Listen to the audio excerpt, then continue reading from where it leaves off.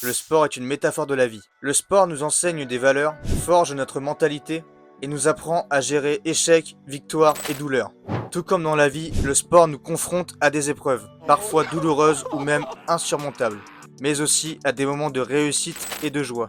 Dans cette vidéo, je vais t'expliquer pourquoi et comment le sport peut être considéré comme une métaphore puissante de la vie.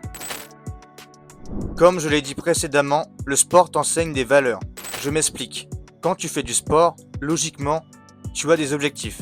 Comme par exemple finir premier à une compète, perdre 10 kilos ou faire 100 kilos au développé couché. Je suis à 97,5 kilos. J'aurai les 100 kilos dans moins d'un mois. Enfin, j'espère. Tous ces objectifs te créent une sorte de parcours où tu dois tout faire pour y arriver.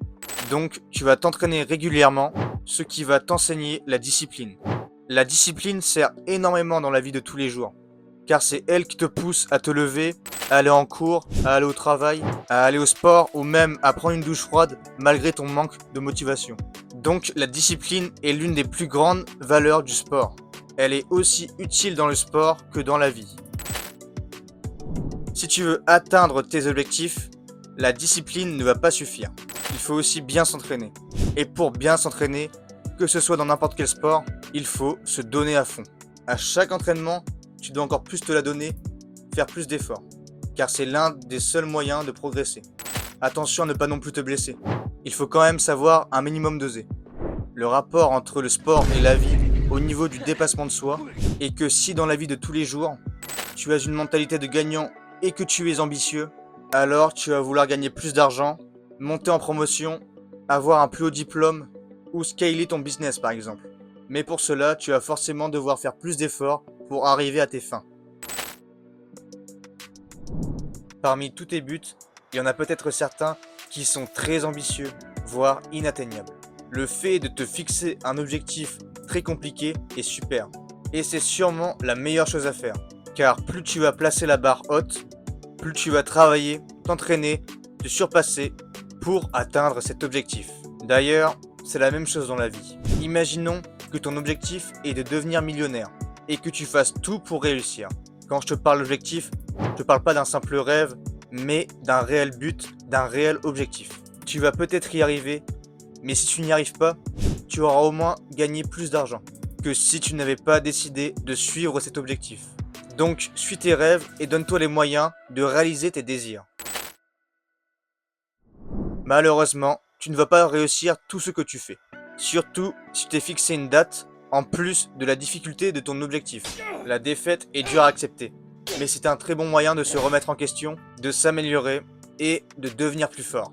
Parce que si tu échoues, c'est que tu as forcément un problème d'organisation, de temps, de discipline, de persévérance ou d'un problème qui vient d'autre part.